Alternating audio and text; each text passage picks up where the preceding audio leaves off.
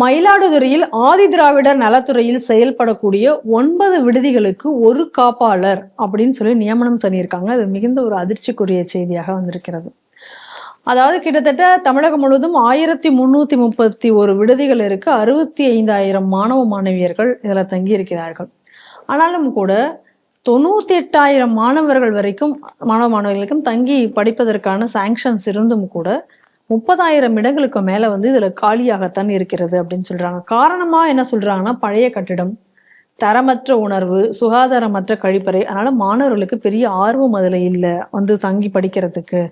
அப்படிங்கிற இந்த ஒரு சுச்சுவேஷன்ல இப்ப என்ன பண்ணிருக்காங்கன்னா, மயிலாடுதுறை, புதுக்கோட்டை, திருவள்ளூர் இந்த 3 இடத்துலயும் பார்த்தோம் அப்படின்னு சொன்னா கிட்டத்தட்ட இருக்கக்கூடிய மொத்த விடுதிகளுக்கு சேர்த்து 18 விடுதிகளுக்கு மேல இருக்கு. அதுக்கு எல்லாத்துக்கும் சேர்த்து மொத்தமா 2 பெண் காப்பாளர்களை மட்டும் நியமிச்சிருக்காங்க. அவங்க எப்படி மொத்த விடுதிகளையும் கண்காணிக்கிறது அப்படிங்கக்கூடிய ஒரு பிரச்சனை எழுந்திருக்கு. இது மாணவர்களுடைய பாதுகாப்பிற்கும் ஒரு கேள்விக்குறியாக இருக்கிறது. இதை விட ஒரு சூப்பர் விஷயம் என்ன பண்ணிருக்காங்க அப்படின்னு சொன்னா, பொதுவா ஒரு விடுதி அப்படின்னு சொன்னா அது ஆண்கள், அதாவது மாணவர்கள் தங்கி படிக்கிறதுனா அதுக்கு ஒரு ஆண் காப்பாளரும் மாணவிகள்னா ஒரு பெண் காப்பாளரும் இருப்பாங்க. ஆனா அதையெல்லாம் மிஞ்சி என்ன பண்ணிருக்காங்கன்னா, புதுக்கோட்டையில ஒக்கூர் அப்படிங்கக்கூடிய இடத்துல என்ன பண்ணிருக்காங்க, மாணவிகள் விடுதிக்கு ஒரு ஆண் காப்பாளரை நியமிச்சிருக்காங்க. இது அதையும் விட ஒரு அதிர்ச்சி கொடுக்கிற விஷயமாக இருக்கிறது. ஆரம்பத்திலேயே நம்ம ஒரு செய்தியில நான் முன்னாடி சொல்லும் போது சொன்னேன் எப்படின்னா, இந்த மாதிரியான பள்ளிகள், அதாவது ஆதி திராவிட பழங்குடியினர் இவங்களுக்குள்ள பள்ளிகள் இதுல இருந்து வரக்கூடிய குழந்தைகள்கிட்ட பாஸ் பர்சன்டேஜ் குறைவாக இருக்கு அப்படிங்கக்கூடிய ஒரு செய்தியை நம்ம இதேஷி டிவியில முன்னாடி பார்த்தோம். அதே மாதிரி இந்த மாதிரியான விடுதிகளுக்கு சரியான பணம் கொடுக்கப்படுவதில்லை, தேவையான ரேஷன் பொருட்கள் வழங்கப்படுவதில்லைங்கக்கூடியதையும் நாம தொடர்ந்து இதை நம்ம சொல்லிக்கிட்டு இருக்கோம். இப்போ இந்த ஏதோ ஆதி திராவிடர்களுக்காகவும் இந்த மாதிரியான மக்களுக்காக நான் தான் ஒரே குரலாக தமிழ்நாட்டில் ஒலித்து கொண்டிருக்கிறேன் அப்படின்னு ஒருத்தர் சொல்லுவாரு. அவர் பேர் என்ன, திருமா, அவர் என்ன திருமா. இப்ப இதெல்லாம் அவர் கண்ணில் படாது, இதெல்லாம் அவருக்கு அது இஷ்யூ இல்லை. அவருக்கு கண்ணில் எது இஷ்யூவா வரும் அப்படின்னு சொன்னா, எவன் வீட்டுல எந்த பொண்ணு இருக்கு, அந்த பொண்ணு எப்படி தூக்கிட்டு வருது, அப்புறம் நான் வாங்கி போட்ட கம்பி அதனால திருடாத, இன்னொருத்தன் வாங்கி போட்ட கம்பின்னா திருடு, இப்படியெல்லாம் தொண்டர்களை வளர்க்கக்கூடியவர். அவரே சொல்லியிருக்காரு, நான் பேனரை வாடகைக்கு விட்டவன்னு சொன்னவர் தானே. அப்ப அவருக்கு இந்த மாதிரியான இஷ்யூக்கள்லாம் அவருக்கு கண்ணில் படாது. அது ரெண்டாவது, அவருக்கு கவலை இல்லை.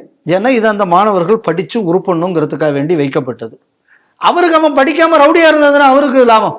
அதான் படிச்சு உருப்படியா வந்தான்னா நான் போய் பொண்ணுக்கு தூக்கிட்டு வாடா அப்படின்னு சொன்னா முடியுமா? முடியாது. அப்புறம் கம்பியை திருடு முடியுமா? முடியாது இல்ல. சோ அதனால அந்த மாதிரியான கூட்டத்துக்கு படிப்பு ஆகாதுங்கிறதுனால அவர் இதுல எல்லாம் அவர் தலையிட மாட்டார். அதனால நம்ம அதை பத்தி எதிர்பார்க்க வேண்டாம். அதே நேரத்துல இதே மாதிரியான திட்டங்களுக்காக மத்திய அரசு கொடுத்த பணத்தையே திருப்பி விட்டு அன்னைக்கு திமுக கலர் டிவி ஓசிக்கு கொடுத்தது. இப்ப கூட சமீபத்துல இந்த மாதிரியான நலனுக்கு வந்த பணம் டைவர்ட் ஆச்சான்னு சொல்லி ஒரு நோட்டீஸ் கூட மத்திய அரசுல இருந்து இங்க அனுப்பப்பட்டது. மத்திய அரசுங்கிற நம்ம எஸ்சி ஆணையத்துல இருந்து அனுப்பப்பட்டதுங்கக்கூடிய செய்தியும் நம்ம பார்த்தோம். ஸோ அதனால இந்த அரசு உங்களுக்கு என்னைக்குமே இது தாழ்த்தப்பட்டவர்களை ஒடுக்கக்கூடிய ஒரு அரசு அப்படிங்கக்கூடியதுல எந்த இதுவும் கிடையாது. தாழ்த்தப்பட்டவர் மட்டும் இல்லை, பிற்படுத்தப்பட்டவர்களுக்கு இதே நிலைமை தான் இந்த அரசுல.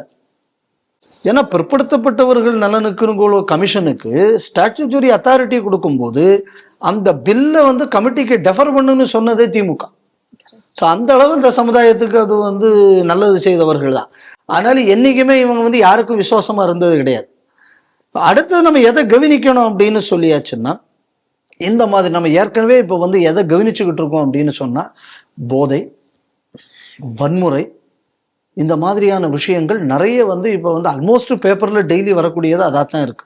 இப்போ இடையில கூட ஏதோ ஒரு பள்ளிக்கூடத்துல இருந்து ஒன்று வந்தது. ஒரு பையன் ஏதோ கொஞ்சம் நாட்களுக்கு முன்னாடி ஜெயிலு, பெயிலு, ரயிலு இன்னும் ஏதோ பேசினா, அப்புறம் அவன் ஏதோ ஒரு திருட்டு கேஸில் அவனை பிடிச்சி இப்போ உள்ள வச்சிருக்கான் அவனு பார்த்தோம். அதே மாதிரி பல இடங்கள்ல இப்போ என்னடான்னா, கஞ்சா போதையில் வாத்தியாரை அடிச்சான், அதை அடிச்சான். இப்போ இதை தவிர வேற நியூஸே இல்லை. அதனால பேப்பர்லாம் படிக்கிறதுக்கே கஷ்டமா இருக்கு. அப்ப இந்த அளவு தமிழ்நாட்டு மாணவர்கள் குட்டிச்சோரா இருக்கக்கூடிய நேரத்துல வார்டன் இல்லாம ஹாஸ்டல் இருக்கு. இந்த ஹாஸ்டல்கள்லாம் கொஞ்சம் தள்ளி வேற இருக்கும் ஊர்ல. இந்த மாதிரி சூழல்ல அப்பா அம்மா கண்காணிப்பும் இருக்காது ஹாஸ்டல்னா, குழந்தைகளோட நிலைமை என்ன? யாராவது யோசிச்சு பார்த்தாங்களா? ஏற்கனவே இதுல படிப்பு குறைவு, நம்ம ஏற்கனவே அவங்க பாஸ் பெர்சன்டேஜ் குறைவுங்கக்கூடியதை பார்த்துருக்கோம். ஆமா. இப்ப இந்த பழக்கமும் ஈஸியா வரும்.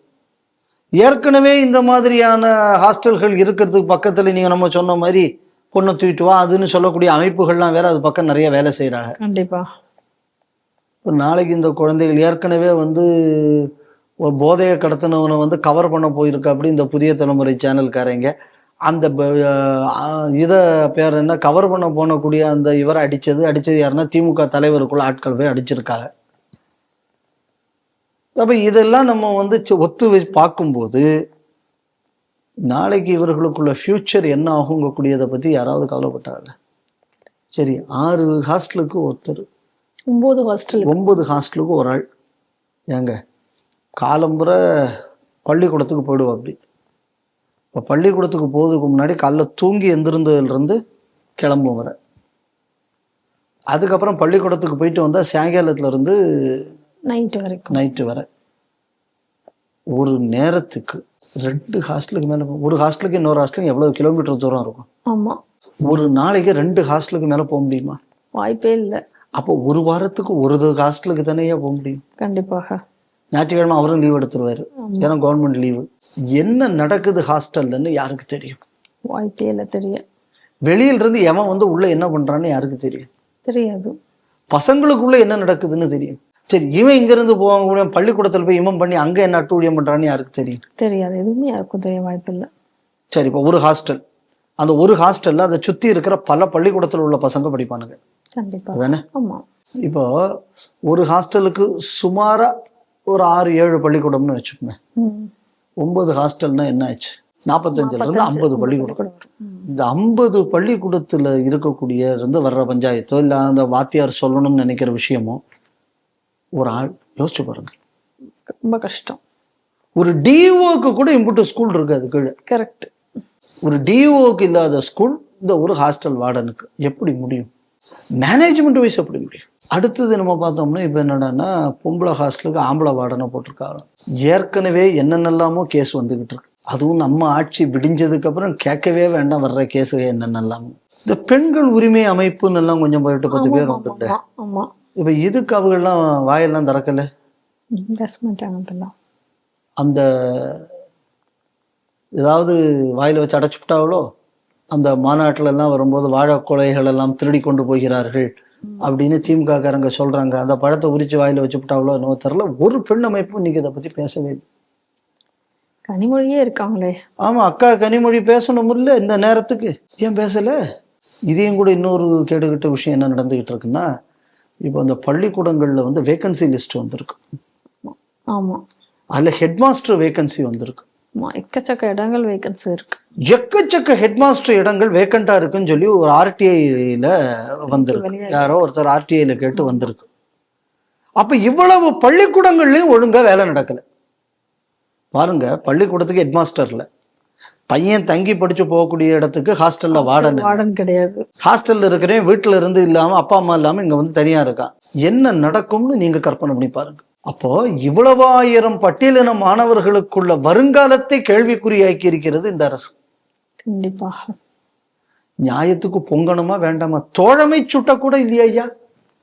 பார்த்தே இருக்க மாட்டார் இருக்கும் இந்த செய்தி. அவர் செய்தியெல்லாம் பார்த்துருப்பாரு. பார்த்துட்டு இப்படி ஐயா வந்திருக்கே அப்படின்னு சரி அதை பேசாம இருக்கிறதுக்கு ஏதாவது வாங்கிட்டு போன்னு மேல இருந்து சொல்லியிருப்பாங்களா இருக்கும். அது நமக்கு தெரியும். அது அவ்வளவுதானே அங்க உண்டு. ஏதோ கொடுக்கறத வாங்கிட்டு போகணும். சின்னமே அவங்க கொடுத்தா தனியே நிற்க முடியுது. இல்லைன்னா அவங்க கொடுக்குற சூரியன்ல தான் நிற்கணும். இல்லை நான் நிற்கணும் அப்படின்னு அவங்க ஏதாவது பெரிய மனசு பண்ணா சின்னம் கொடுப்பாங்க, இல்லைன்னா கொடுக்க மாட்டாங்க. சின்னமே திமுக தயவுல வாங்கக்கூடிய ஒரு இதெல்லாம் பத்தி கேட்க போறாரு. அதனால அவரை பத்தி கேட்க போறாரு. ஆனா நம்ம என்ன கவனிக்கணும் அப்படின்னா, ஹெட் மாஸ்டர் இல்லாத பள்ளிகளுக்குள்ள எண்ணிக்கை அதிகம், வார்டன் இல்லாத ஹாஸ்டல், இந்த சமுதாயத்துல இன்னைக்கு சாராயமும் வேற என்ன டாஸ்மாக்கும் கஞ்சாவும் வேற விதமான சைக்கோட்ராபிக் ட்ரக்ஸு இதுக்குள்ள நடமாட்டமும் அதிகம் இருக்கக்கூடிய ஒரு சூழல்ல இப்படி மாணவர்களை வைத்திருந்தால் தமிழகத்தின் வருங்கால கேள்விக்குறியாகவும் ஆகாது. நிச்சயமாக. எவ்வளவு தூரம் ஒரு மோசமான ஒரு நிர்வாகம் தமிழகத்தின் வருங்காலத்தை சீரழித்துக் கொண்டிருக்கிறது. அதுவும் குறிப்பாக பட்டியலினத்தவருக்குள்ள வருங்காலத்தை சீரழிக்கிறது. அதனால இந்த செய்திகளுக்கு அப்புறமாவது அரசாங்கம் இந்த மாதிரியான விஷயங்களை செய்யுங்கக்கூடிய நம்பிக்கை எனக்கு இல்லை. சரி, வாலண்டியர்ஸா யாராவது போய் செய்யலாம்னா அவர்களை இவர்கள் விடுவார்களான்னு தெரியாது. இப்போ நம்ம அதுக்கு வேணா ஒரு அழைப்பு விடலாம்.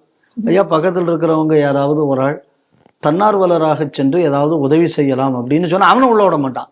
அவன் செய்ய போனவன் மேலே இவன் இன்னொரு கேஸை போட்டுருவான். அவன் ட்ரெஸ் பாஸ், இவன் எப்படிடா உள்ள வரலாம் அப்படின்னு. அதனால நாங்களும் செய்ய மாட்டோம், அரசாங்கத்தையும் செய்ய விட மாட்டோம், செய்ய வருபவனையும் நாங்கள் வாழ விட மாட்டோம். சமுதாயம் நாசமா போக வேண்டும் என்பதென்ற ஒரே நோக்கத்துடன் ஒரு அரசு செயல்படக்கூடியதுன்னா அரசுன்னா அது இந்த அரசு தான். அதனால இது ஒரு சாதாரண செய்தியாக நான் இதை பார்க்கல. நீங்க இந்த ஸ்கூலுக்கு ஹெட் மாஸ்டர்ஸ் இல்லாதது இதெல்லாம் பார்க்கும்போது இந்த அரசாங்கம் ஒரு விஷயத்துல ரொம்ப டெலிபரேட்டாக இருக்கு. ஆப்பிரிக்காவை மாதிரி இருண்ட கண்டமாக தமிழகத்தை எப்படியாவது மாற்ற வேண்டும் என்ற அந்நிய சக்திகள் என்ன விரும்புகிறாங்களோ அதை செய்யக்கூடிய ஒரு கைப்பாவையாக இந்த அரசு செயல்படுகிறது என்பதுதான் உண்மை.